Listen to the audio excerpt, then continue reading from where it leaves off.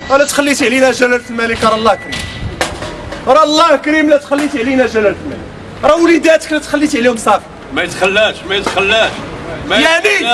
يعني ونحن موقنون بانك ما غتخلاش علينا، ولكن جلالة الملك انت كتشوف اش داروا فينا هاد السياسيين، انت كتشوف فينا هادو اللي داروا القسم قدامك شنو داروا فينا.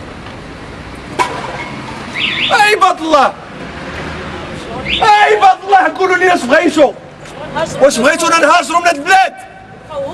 راه قرينا سنين، راه مسار طول حياتنا راه كنا كنقراو، راه عينينا دخلوها بالقرايه، راه ركبتنا الامراض النفسيه بالقرايه والبدنيه بالقرايه. عباد الله هل منكم من رجل حكيم فيجيبنا؟